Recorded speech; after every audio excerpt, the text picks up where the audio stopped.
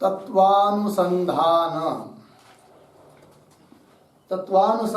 ग्रंथामध्ये पान नंबर 172 आणि 172 पेजवर शेवटची ओळ आहे. मध्यभागी आहे किंवा ताउक्त अनुमान विषय पक्षरूप जीवात्मा की सच्चिदानंद रूपता जैसे श्रुत्यादिक प्रमाण करके सिद्ध है, तैसे ता दृष्टांत रूप परमात्मा की सच्चिदानंद रूपता भी श्रुति प्रमाणते ही सिद्ध है. लागलं. चला, प्रसंग हा चालू आहे की एक अनुमान दिलं होतं, वैदिक अनुमान. बरोबर. त्या अनुमानाचा आकार काय बरं? जीव परस्मात् न विद्यते सच्चिदानंद लक्षणत्वात् यह सच्चिदानंद लक्षणः स परस्मात् न विद्यते यथा परमात्मा. हे अनुमान होतं. या अनुमानामध्ये पक्ष होता जीव, साध्य आहे परस्मात् न विद्यते, परमात्म्याहून जीव हा भिन्न नाही. ठीक आहे, म्हणजे परमात्म्याशी जीव अभिन्न आहे. का बरं? हेतू दिला होता सच्चिदानंद लक्षणत्वात्. ठीक. या अनुमानावर पूर्व पक्षाने शंका केली होती. काय की म्हणे लौकिक जे अनुमान आहे, प्रसिद्ध अनुमान पर्वतो वन्यमान धूमा, त्या ठिकाणी तर पर्वतरूप पक्षाच्या ठिकाणी धूमरूप हेतू प्रसिद्ध आहे, प्रत्यक्ष आहे. त्याप्रमाणे या ठिकाणी जीवाच्या ठिकाणी परमात्म्याचा अभेद सिद्ध करण्याकरिता तुम्ही जो हेतू दिलाय, कोणता? सच्चिदानंद लक्षणत्वात्. पण जीवाच्या ठिकाणी सच्चिद आनंद आहे हे कशावरून? हा प्रश्न होता. तर त्याचं उत्तर दिलं की म्हणे जीव हा सत्स्वरूप आहे, चित स्वरूप आहे, आनंद स्वरूप आहे. का बरं? त्याकरिता प्रमाण दिलं होतं श्रुती, स्मृती, युक्ती, अनुभव. ठीक आहे. मग आता ठीक आहे म्हणे, यावरून सिद्ध झालं की जीवरूप पक्षाच्या ठिकाणी हेतू आहे, म्हणून अनुमान ठीक आहे. पण अनुमानामध्ये जो दृष्टांत असतो, त्या दृष्टांताच्या ठिकाणी सुद्धा हेतू असावा लागतो. जसं पर्वतो वन्यमान धूमा या अनुमानामध्ये दृष्टांत आहे मानस, त्या मानसाच्या ठिकाणी सुद्धा आहे कोण? धूम, हेतू. धूम आहे म्हणून साध्य आहे मग वन्य. तसं इथं जर जीव परस्मात् न विद्यते सच्चिदानंद लक्षणत्वात्, या अनुमानामध्ये पक्ष जसा जीव आहे तसं दृष्टांत म्हणून दिलाय परमात्मा. परमात्माच्या ठिकाणी सुद्धा असला पाहिजे कोण? हेतू. कोण हेतू? सच्चिदानंद लक्षण. परमात्म्याच्या ठिकाणी सच्चिदानंदता आहे, अर्थात परमात्मा सुद्धा सत्स्वरूप आहे, चित्स्वरूप आहे, आनंद स्वरूप आहे. याच्याकरिता काय प्रमाण? असा प्रश्न. तर उत्तर देतात की याच्याकरिता सुद्धा प्रमाण आहे कोण? श्रुती. तेच सांगितलं या वाक्यामध्ये. बघा आता, किंवा ताउक्त अनुमान विषय, त्या वर दिलेल्या अनुमानामध्ये पक्षरूप जीवात्मा की सच्चिदानंद रूपता, पक्ष स्वरूप कोण आहे? जीव. त्याच्या ठिकाणी असणारी सच्चिदानंद रूपता ज्याप्रमाणे श्रुती अधिक प्रमाणो करिके सिद्ध आहे. श्रुती अधिक, आदि शब्दाने स्मृती, ऐक नाही, स्मृती, श्रुती झाल्यानंतर स्मृती, युक्ती, अनुभव. श्रुती अधिक प्रमाणो करिके सिद्ध आहे, तैसे त्याप्रमाणे ता दृष्टांत रूप परमात्मा की, दृष्टांतामध्ये कोण आहे? परमात्मा. मग त्याच्या ठिकाणी सुद्धा सच्चिदानंद रूपता आहे. ही कशावरून? तर त्याकरिता प्रमाण श्रुती. तैसे ता दृष्टांत रूप परमात्मा की सच्चिदानंद रूपता भी श्रुती प्रमाणते ही सिद्ध है. म्हणजे ठीक आहे, मग काही हरकत नाही. सांगा श्रुती कोणती आहे ती? सांगतात ता श्रुती सत्यम ज्ञानम अनंतम ब्रह्म आनंदो ब्रह्म, ही श्रुती आहे. सत्य स्वरूप, ज्ञान स्वरूप, अनंत स्वरूप, आनंद स्वरूप आहे कोण? ब्रह्म.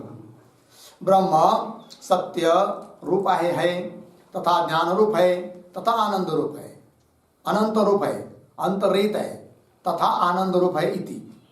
याते सो सच्चिदानंद रूपत्व हेतु ता परमात्मा रूप दृष्टांत विषय भी विद्यमान ही है.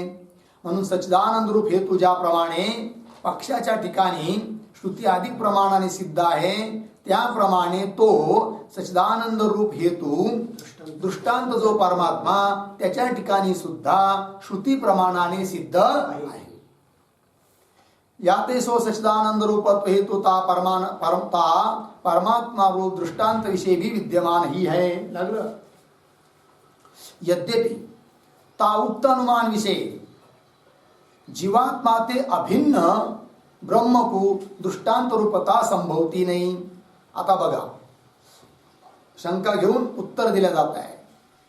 म्हणे का हो, ते जे अनुमान आहे वैदिक अनुमान, जीव परस्मात् न विद्यते सच्चिदानंद लक्षणत्वात् परमात्मावत आहे की नाही, किंवा य सच्चिदानंद लक्षण स परस्मात् न विद्यते यथा परमात्मा. दृष्टांत दिया आपने किस कोणाला? परमात्म्याला. आणि पक्ष कोण आहे? जीव आहे की नाही. आणि जीव हा परमात्म्याहून किंवा परमात्मा जीवाहून वस्तुतः भिन्न आहे का? नाही, अभिन्नच आहे. अर्थात जो तुम्ही पक्ष दिला आहे त्यालाच तुम्ही दृष्टांत बनवला आहे, कारण जीव परमात्म्याचा अभेद आहे. आणि नियम काय सांगतो की दृष्टांत तो द्यावा लागतो जो पक्षाहून भिन्न आहे. पक्षाला दृष्टांत देता येत नाही. आणि इथं तर पक्ष स्वरूप जीव आणि जीवाशी अभिन्न आहे परमात्मा, आणि दोघांचा अभेद आहे. याचा अर्थ परमात्मा सुद्धा जीव स्वरूपच आहे ना, जीव परमात्मा एकच आहे, पक्षच झाला तो. आणि दृष्टांत तुम्ही परमात्म्याचा केलाय, हे कसं काय? पक्षाहून भिन्न दृष्टांत असला पाहिजे. शंका आहे. यद्यपि ता उक्त अनुमान विषय, त्यावर दिलेल्या अनुमानामध्ये जीवात्मा ते अभिन्न ब्रह्मकू दृष्टांत रूपता, जीवाशी अभिन्न आहे कोण? ब्रह्म. त्याला दृष्टांत रूपता संभवती नाही, त्याला दृष्टांत म्हणणं बरोबर नाही. जिस कारण ते का बरं? सर्वत्र पक्ष ते भिन्न दृष्टांत व्हावे हा नियम. सर्व ठिकाणी दृष्टांत जो असतो तो कसा असतो? पक्षाहून भिन्न. आता हे झालं यद्यपि पासून इथपर्यंत शंका. उत्तर देतात तथापि जीव ब्रह्म का कल्पित भेद माने के ता ब्रह्म को दृष्टांत रूपता संभव है. अहो म्हणे, जरी सिद्धांत दृष्टीने जीव आणि परमात्म्याचा अभेदच आहे, तरी पण जीव आणि परमात्मा यांच्यामध्ये कल्पित भेद मानून दृष्टांताने दिलेला आहे. कारण कल्पित भेद वास्तविक अभेद असला तरी उपाधीला घेऊन कल्पित भेद आहे, आणि म्हणून परमात्म्याला दृष्टांत करणं काही अडचणीचं नाही आहे. तथापि जीव ब्रह्म का कल्पित भेद माने के ता ब्रह्म को दृष्टांत रूपता संभव है, और वास्तव ते तो ता जीव ब्रह्म का अभेद ही है. वस्तुतः अभेद है पण कल्पित भेद. वास्तव ते तो ता जीव ब्रह्म का अभेद ही है. सो जीव ब्रह्म का अभेद प्रथम परिच्छेद विषय भेदवाद के खंडन पूर्वक विस्तारते कथन करी आये है. आता जीव ब्रह्माचा वस्तुतः अभेद कसा आहे ही गोष्ट पहिल्या परिच्छेदात आम्ही सांगितलेली आहे. कोणत्या प्रसंगात? भेदाचं खंडन करत असताना. खरं पाहिलं तर भेदाची सिद्धीच होत नाही असं सांगितलं होतं ना. सो जीव ब्रह्म का अभेद प्रथम परिच्छेद विषय भेदवाद के खंडन पूर्वक विस्तारते कथन करी आये है इति. झालं एवढं. आता पुन्हा पूर्व पक्षी शंका घेतो आहे. काय म्हणतो पहा शंका. मैं ब्रह्मरूप हूं या प्रकार की उक्त अनुमिति सर्व पुरुषों को उत्पन्न होवे है. ठीक आहे. म्हणजे तुम्ही जे वर अनुमान मांडलं, जीव परस्मात् न विद्यते आदी आदी, तर त्या अनुमानाच्या चिंतनाने अनुमान करणाऱ्याला किंवा ऐकणाऱ्याला अनुमिती ज्ञान उत्पन्न होतं. कोणतं? त्या अनुमिती ज्ञानाचा आकार काय? मैं ब्रह्मरूप हूं, मी ब्रह्म आहे, असं अनुमिती ज्ञान उत्पन्न होतं. ठीक. जसं पर्वत वन्यमान धुमात या अनुमानापासून अनुमिती ज्ञान उत्पन्न होतं. कोणतं? पर्वत वन्यमान. त्याप्रमाणे शंका. मैं ब्रह्मरूप हूं या प्रकार की उक्त अनुमिति सर्व पुरुषों को उत्पन्न होवे है. अथवा अच्छा शंका है. हाँ, मैं ब्रह्मरूप हूं या प्रकार की उक्त अनुमिति सर्व पुरुषों को उत्पन्न होवे है अथवा कोई पुरुषों को होवे है, असा विकल्प केला पूर्व पक्षाने. पूर्व पक्षी काय करतो आहे? शंका करतो विकल्प घेऊन. प्रश्न विचारला आहे म्हणजे ते जे तुम्ही अनुमान दिलंय त्या अनुमानापासून मी ब्रह्म आहे अशी अनुमिती सर्वच पुरुषांना उत्पन्न होते का कोण्या एखाद्या पुरुषाला उत्पन्न होते असा विकल्प. ठीक आहे. अथवा कोई पुरुष को होवे है. समाधान उत्तर दिलं जाऊ राहिलं. जिस पुरुष ने म्हणजे सर्वच पुरुषाला उत्पन्न होत नाही म्हणे ती अनुमिती ज्ञान. जरी अनुमान प्रमाण ऐकलं किंवा चिंतन केलं तरी देखील अनुमिती ज्ञान सर्व पुरुषांना उत्पन्न होत नाही. मग कुणाला उत्पन्न होतं की ज्याने अगोदर वेदांताचं श्रवण केलेलं आहे त्याने जर हे अनुमान केलं तरच त्याला मी ब्रह्म आहे असं अनुमिती ज्ञान उत्पन्न होतं, सर्वांना नाही. जिस पुरुष ने ब्रह्मवेत्ता गुरु के मुखते श्रद्धा भक्ति पूर्वक वेदांत शास्त्र का श्रवण कर्या है की नाही. अतिशय श्रद्धा भक्ती पूर्वक ब्रह्मवेत्या गुरुपासून वेदांत शास्त्राचं ज्याने श्रवण केलेलं आहे. तथा त्याचप्रमाणे प्रथम परिच्छेद विषय कथन करी रीती से पहिल्या परिच्छेदात सांगितलेल्या रीतीनुसार तत्वम पदार्थ का शोधन करे आहे. तत्पद त्वम पदाच्या अर्थाचं काय केलं आहे शोधन. म्हणजे तत्पदाचा त्वम पदाचा वाच्यार्थ काय आहे, लक्षार्थ काय आहे वगैरे वगैरे सारं काही चिंतन केलेलं आहे. तत्वम पदार्थ का शोधन करे आहे. तीस पुरुष को ही त्याच पुरुषाला आपणे आत्माविषय आपल्या स्वतःच्या आत्मस्वरूपाच्या ठिकाणी सच्चिदानंद रूपत्व हेतू के ज्ञानते है की नाही. माझा आत्मा सच्चिदानंद रूप आहे असं ज्ञान झाल्याने पक्षाच्या ठिकाणी हेतूचं ज्ञान झाल्याने अहम ब्रह्मास्मी या प्रकारची या आकाराची अनुमिती उत्पन्न होते. बघा अहम ब्रह्मास्मी या प्रकार की जीव ब्रह्म के अभेद विषयक अनुमिती उत्पन्न होवे है. जीव ब्रह्माच्या अभेदाला विषय करणारी अनुमिती प्रमा म्हणजेच अनुमिती ज्ञान उत्पन्न होतं. जीव ब्रह्म के अभेद विषयक अनुमिती उत्पन्न होवे है. लागलं एवढं. वेदांत श्रवणादि कोते रहित पुरुष को ज्याने बिलकुल वेदांत वगैरे ऐकलेला नाही आहे अशा पुरुषाला वेदांत श्रवणादि कोते रहित पुरुष को सा अभेद विषयक अनुमिती उत्पन्न होती नाही. शंका केली होती पूर्वपक्षाने त्याचं उत्तर दिलं. शंका काय होती अनुमिती ज्ञान सर्वांना उत्पन्न होतं का कुणा एकाला. उत्तर दिलं सर्वांना होत नाही कुणा एखाद्यालाच होतं. पण कुणा एखाद्याला सुद्धा कुणाला की ज्याने श्रद्धा भक्तीपूर्वक वेदांत शास्त्राचं श्रवण केलेलं आहे तत्वम पदार्थाचं शोधन केलेलं आहे त्यालाच ते अनुमान ऐकून काय होते अनुमिती ज्ञान उत्पन्न होतं की मी ब्रह्म आहे. पुढे शंका. आता पुन्हा शंका. तम तू औपनिषदम पुरुषम पृच्छामी. श्रुती आहे की नाही. तम तू औपनिषदम त्या औपनिषद पुरुषाच्या बाबतीत मी विचारत आहे. औपनिषद म्हणजे उपनिषदाच्या द्वारे प्रतिपाद्य जो पुरुष आहे ब्रह्म त्याच्या बाबतीत मी प्रश्न करत आहे अशी श्रुती. तम तू औपनिषदम पुरुषम पृच्छामी. इस श्रुती ने ता ब्रह्म को केवल उपनिषद रूप शब्द प्रमाण का विषय काय आहे. या श्रुतीने काय सांगितलं ब्रह्म कसं आहे केवल उपनिषद रूप शब्द प्रमाणाचाच विषय आहे. उपनिषद रूप शब्द प्रमाणापासून उत्पन्न होणारी जी शाब्दिक प्रमा तिनेच तो ग्रहण केला जातो. कोण परमात्मा ब्रह्म. ता ब्रह्म को केवल उपनिषद रूप शब्द प्रमाण का विषय काय आहे. जो कदाचित म्हणजे जर कदाचित ता ब्रह्म विषय त्या ब्रह्माच्या ठिकाणी अनुमान प्रमाणची विषयता मानोगे. वर सांगितलेल्यानुसार जर अनुमान प्रमाणाची विषयता मानली तो ता उक्त श्रुती का विरोध होवेगा.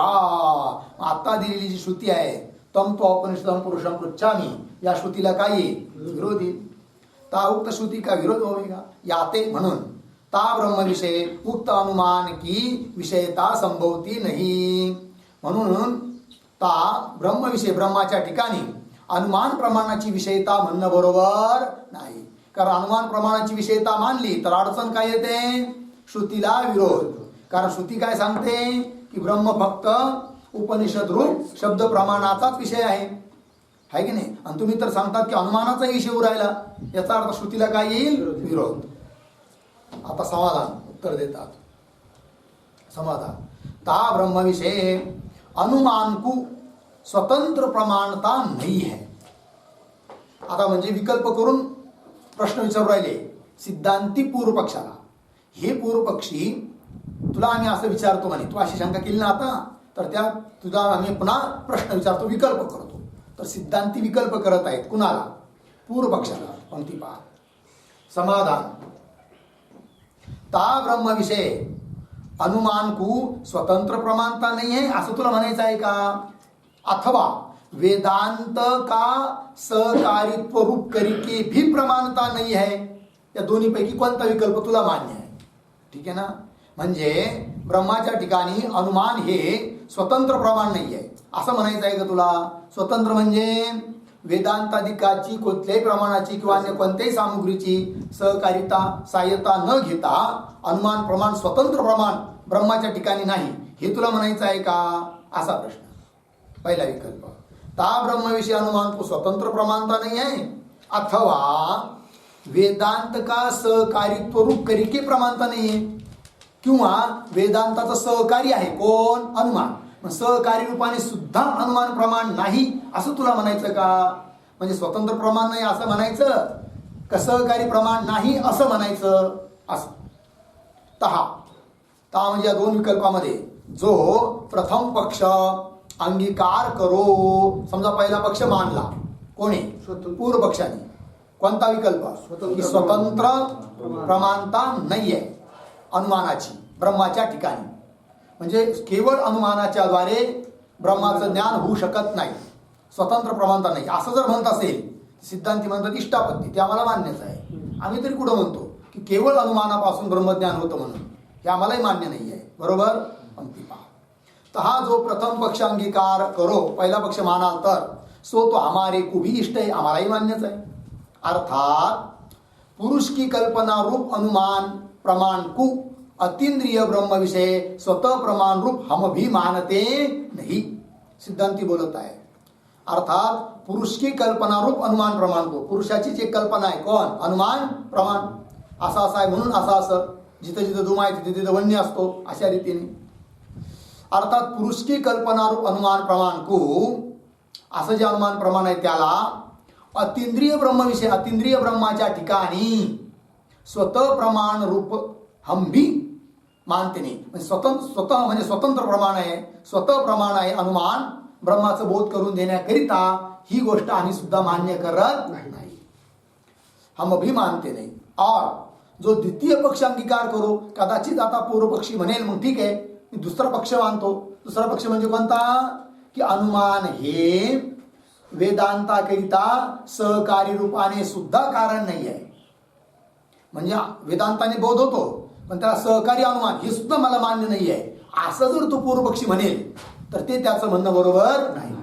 कारण ब्रह्मबोध जरी उपनिषदरूप शब्द प्रमाणाने होत असला तरी त्याला काय सहकारी सहकारी असण्याची शक्यता आहे. सहकारी आहे कोण? अनुमान.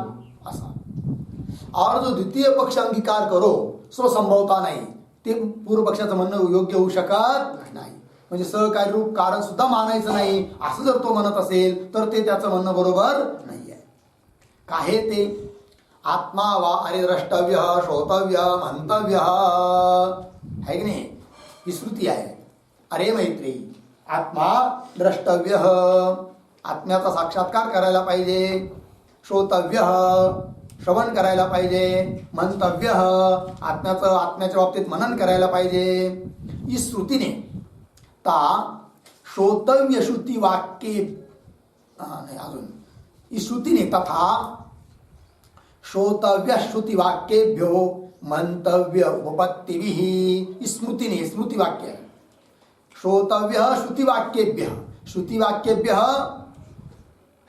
श्रोतव्य श्रुतिवाक्यापासून श्रवण करायला पाहिजे. पुन्हा मंतव्य उपपत्तिभिः मंतव्य, उपपत्ती म्हणजे युक्ती आदी अनुमान आदी याच्याद्वारे मनन करायला पाहिजे. स्मृतीने आत्मा के साक्षात्कार वास्ते आत्म्याचा साक्षात्कार करून घेण्याकरिता मनन का विधान करे आहे.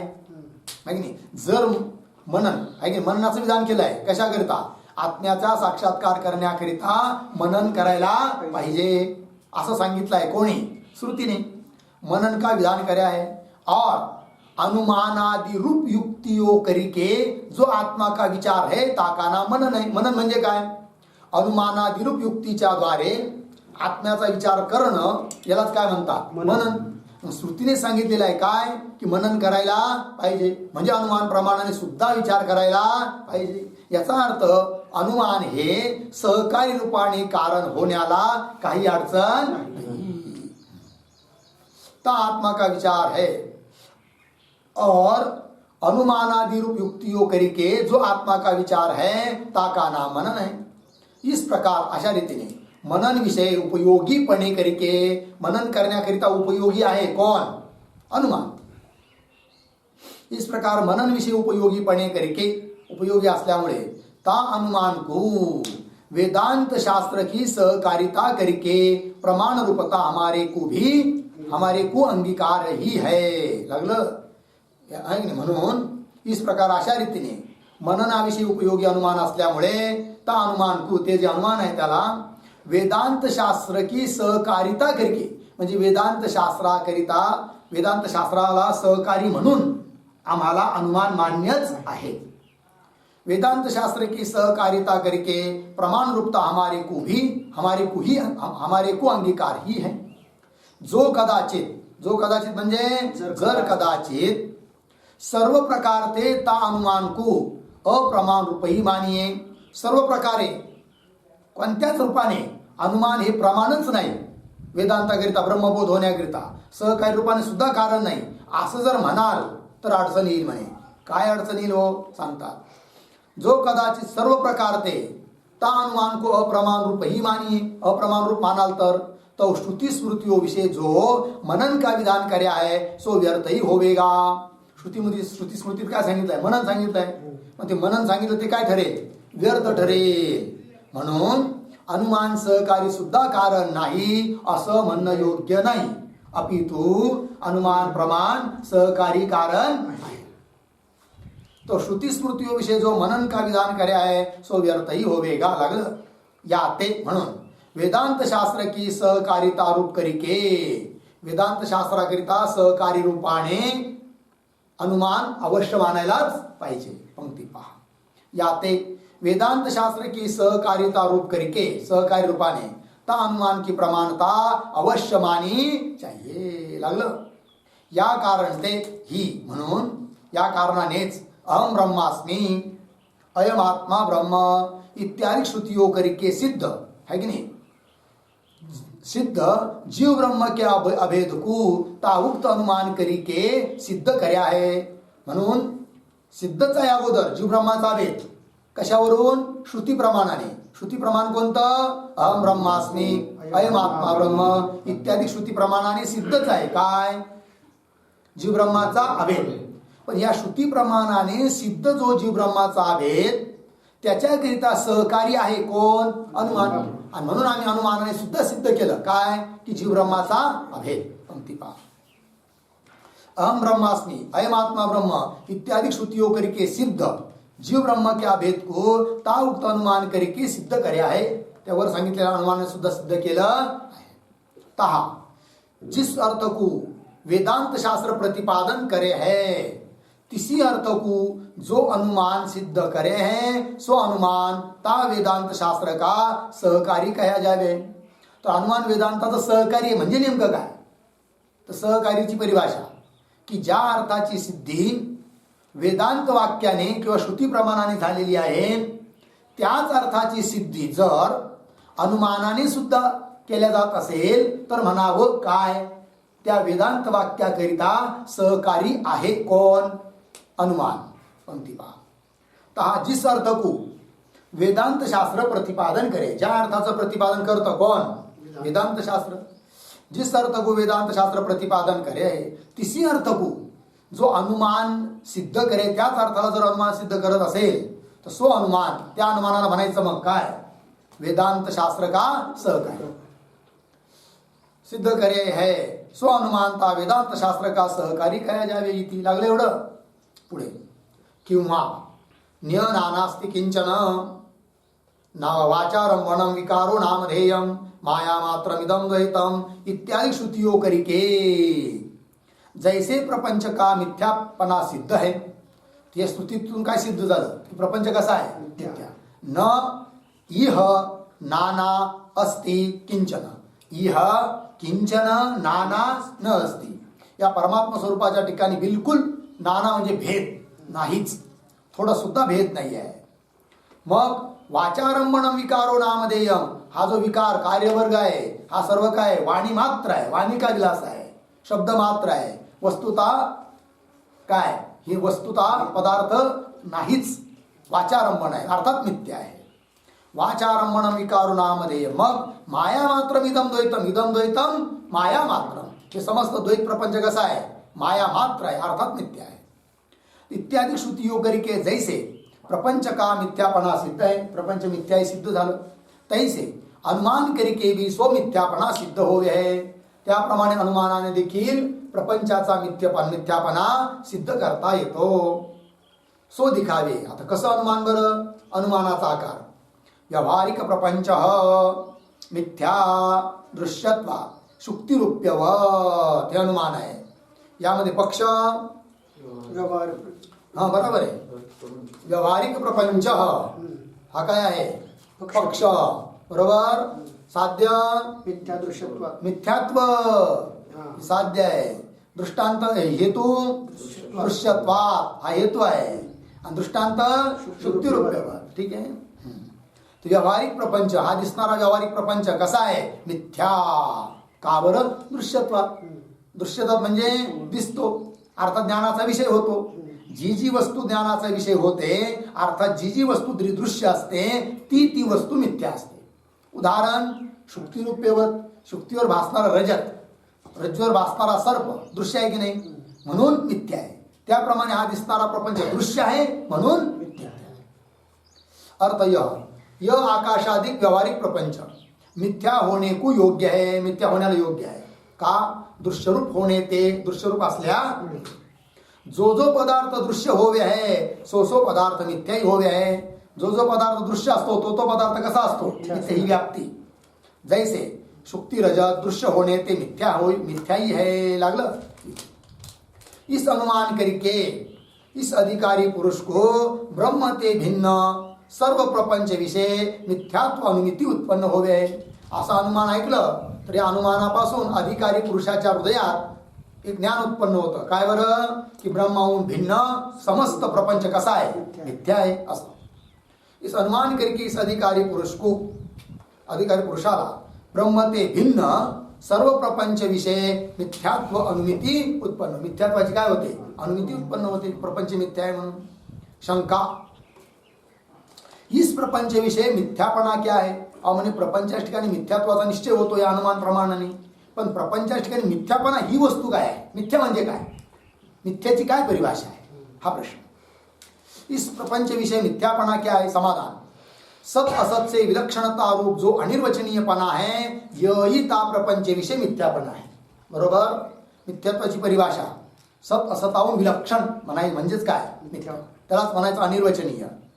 म्हणजे जो पदार्थ सत पण नाही त्याला असत म्हणून वर्णन करता येत नाही, सत असत उभय रूपाने ज्याचं कथन करता येत नाही असा जो पदार्थ असतो त्याला म्हणावं लागतं काय, सत असताहून विलक्षण म्हणजेच अनिर्वचनीय म्हणजेच मिथ्या. बरोबर. सत असत से विलक्षणता रूप जो अनिर्वचनीयपणा है यही ता प्रपंच विषय मिथ्यापणा आहे. तहा प्रपंच को जो सत्य मानिये है की नाही. समजा आता घडीवर म्हणजे प्रपंच मग सत्य सत असताहून विलक्षण कसा आहे हे सिद्ध करायचं.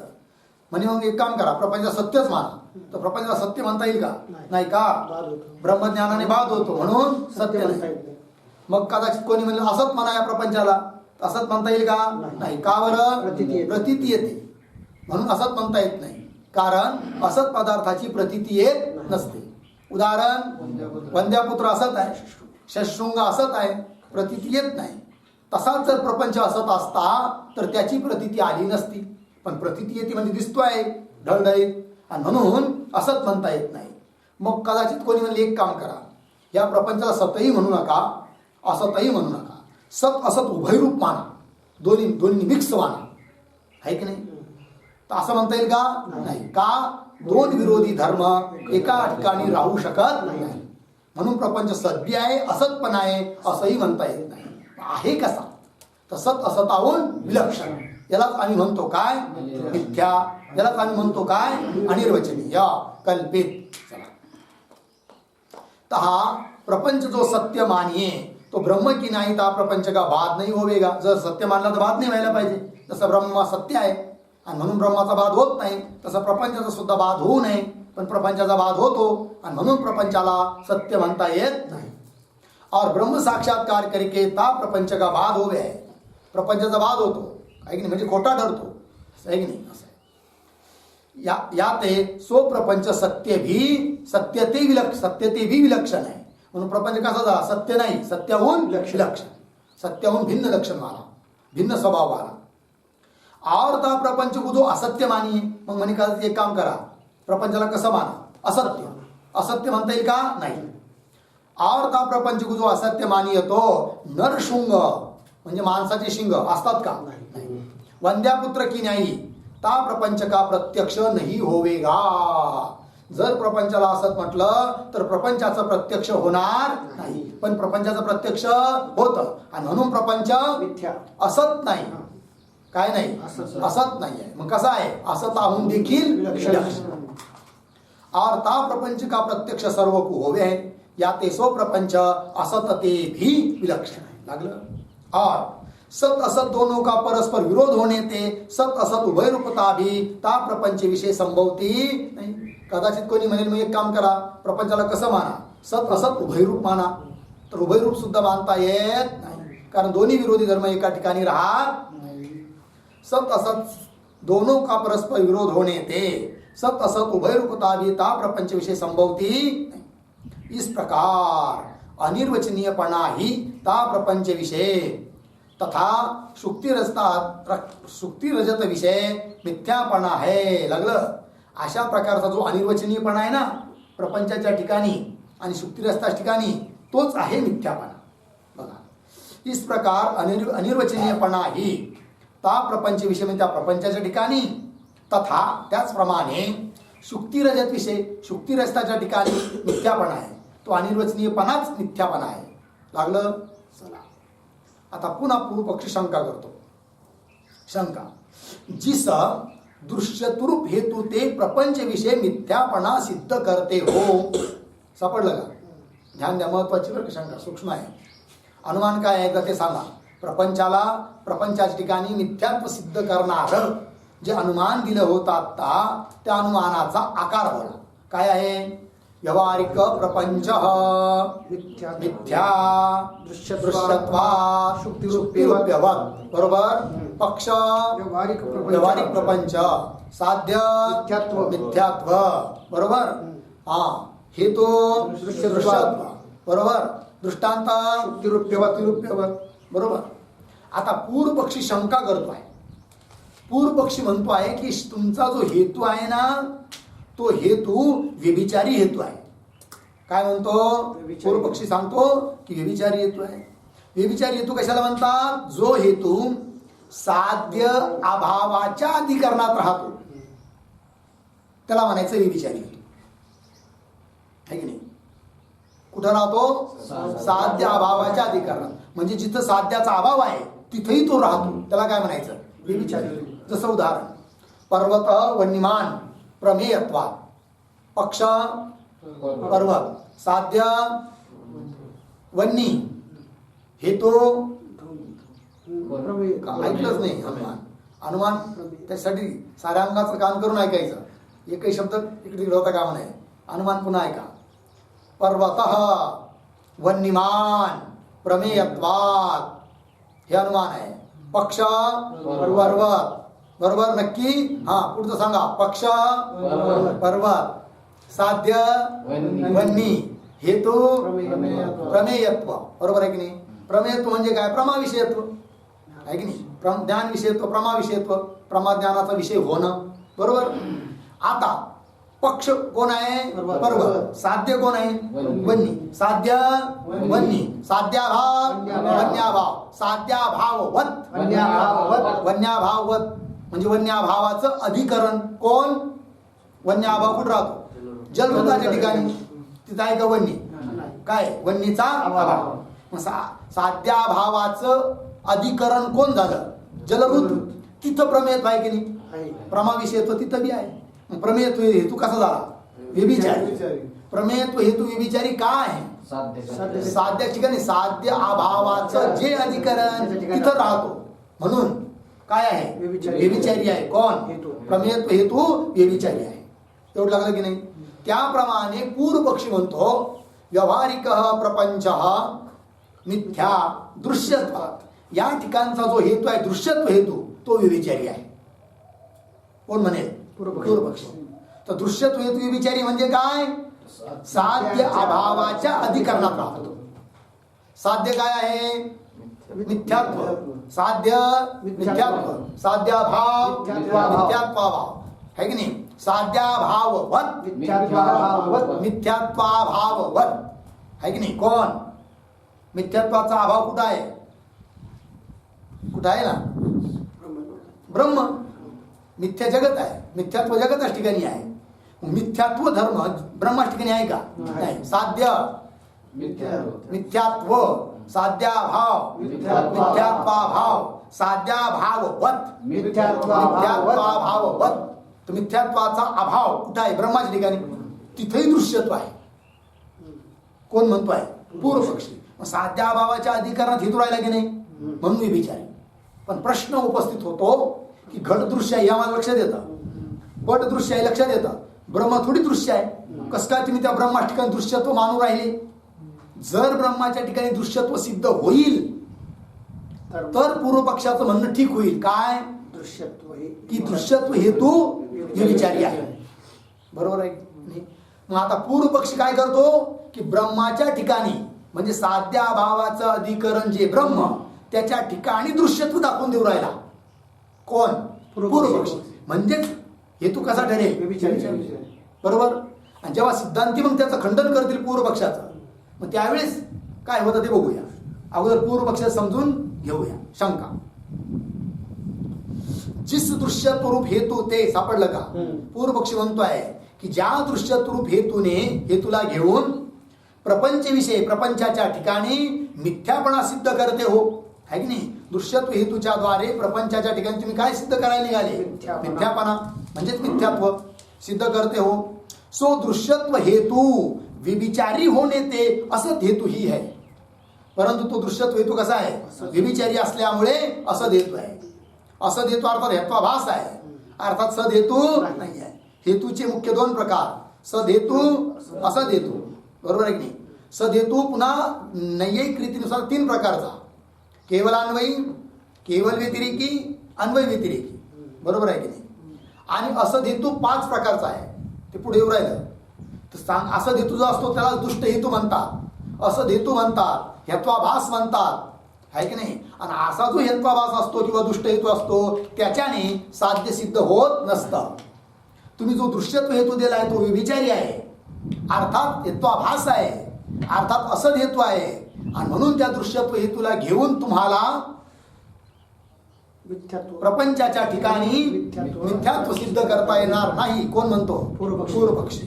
पहा, सो दृश्यत्व हेतू व्यभिचारी होणे ते असद हेतूही आहे. काय ते कस काय बरं तो आता व्यभिचारी आहे दाखवता.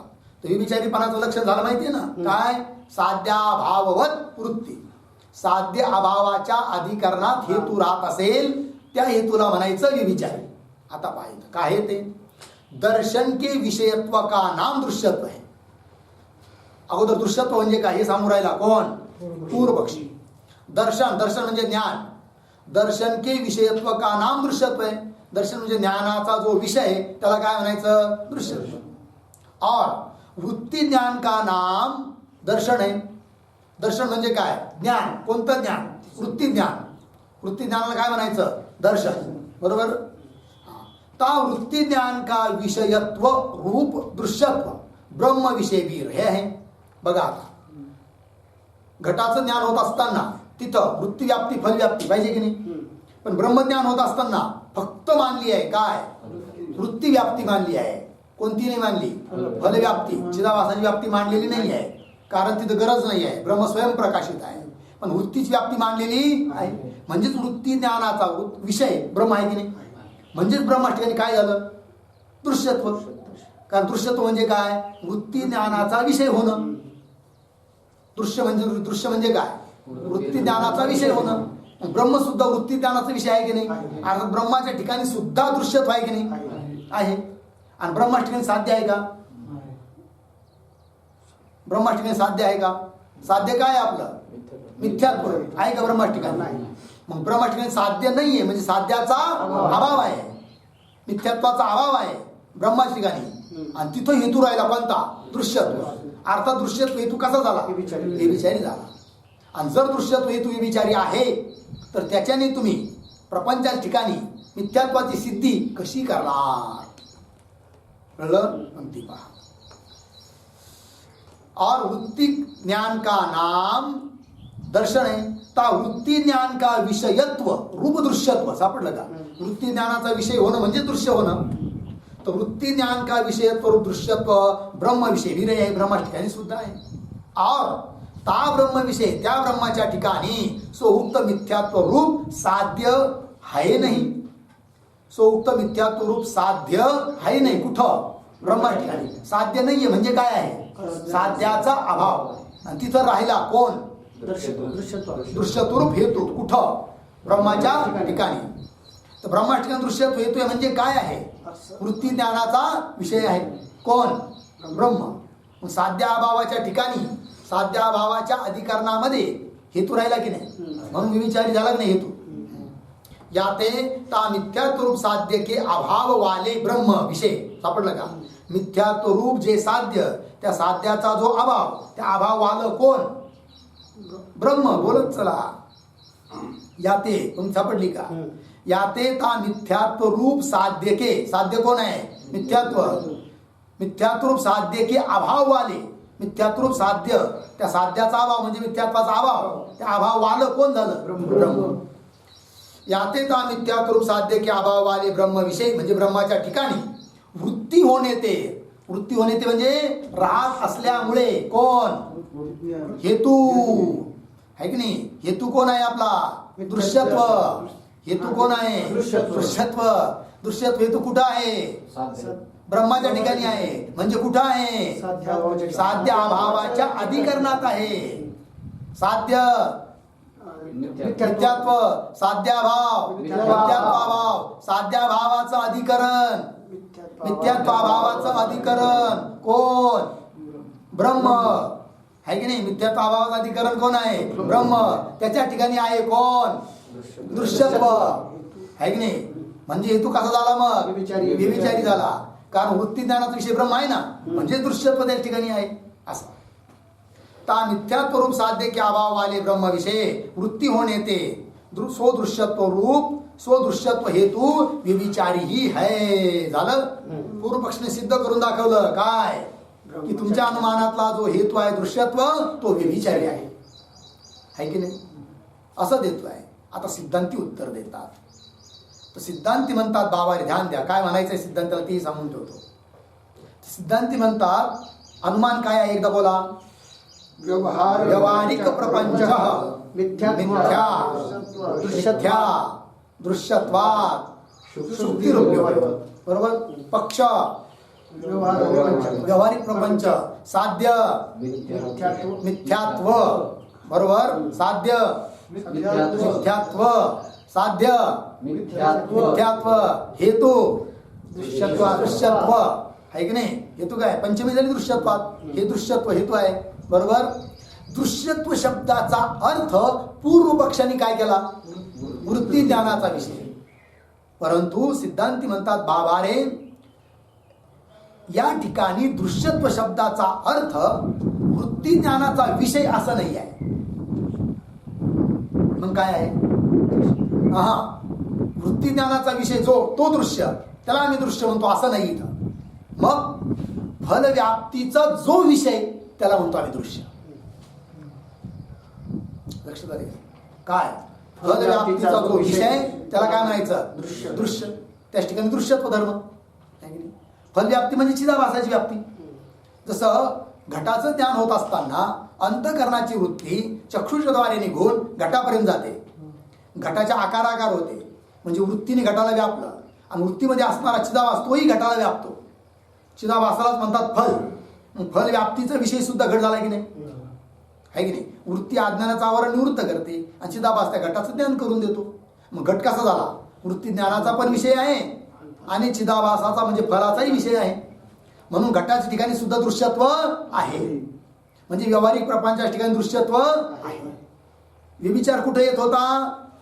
ब्रह्माच्या ठिकाणी जर दृश्यत्व सिद्ध होईल तर व्यभिचारी हेतू ठरत होता. मग ब्रह्माच्या ठिकाणी आता दृश्यत्वरूप हेतू सिद्ध होईल का? नाही. कारण ब्रह्म जरी शाबास वृत्ती ज्ञानाचा विषय असला तरी फलव्याप्तीचा विषय नाही आहे. चिदाभास व्याप्तीचा विषय नाही आहे. कोण?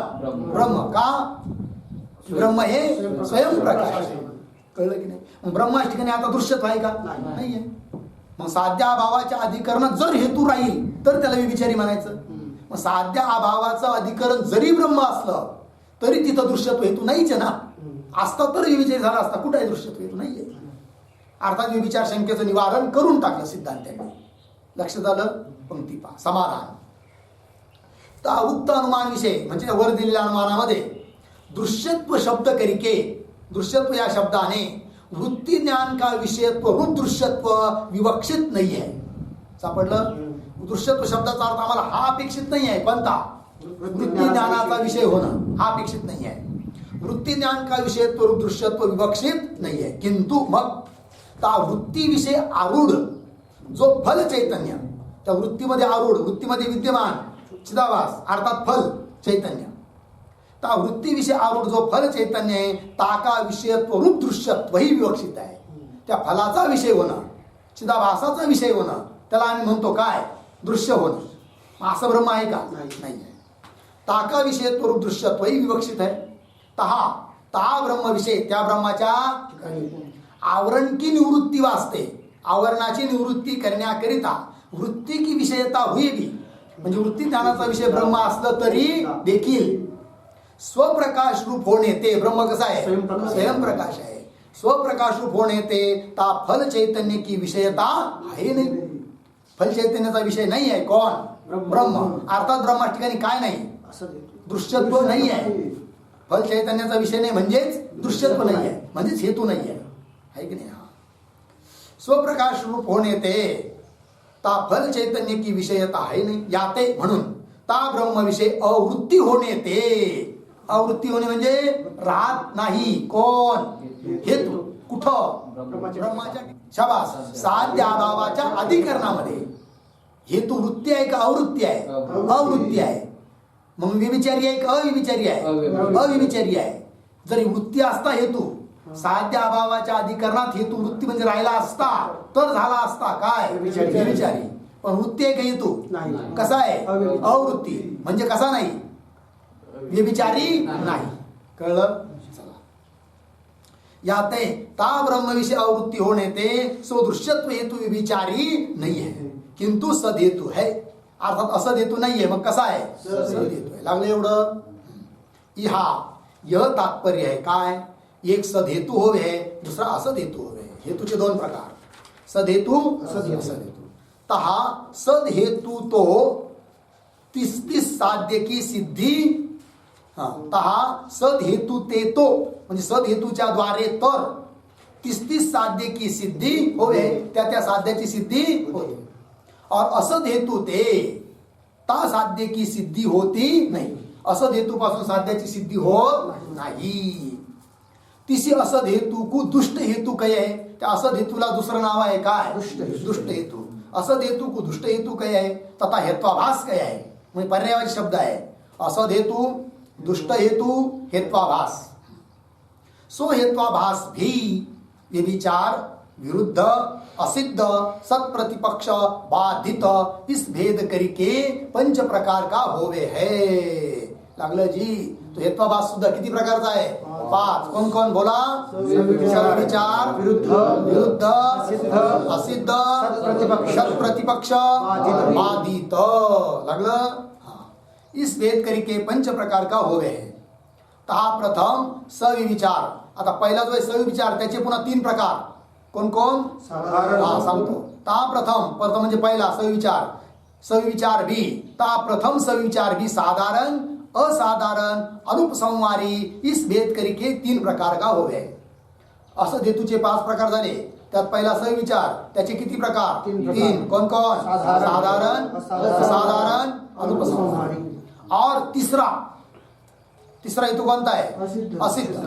और तीसरा असिद्ध भी, आश्रया सिद्ध, स्वरूपा सिद्ध, व्याप्यत्वा सिद्ध, इस भेद करके 3 प्रकार का हो गया है. किती प्रकारचा आहे? 3. कोण कोण?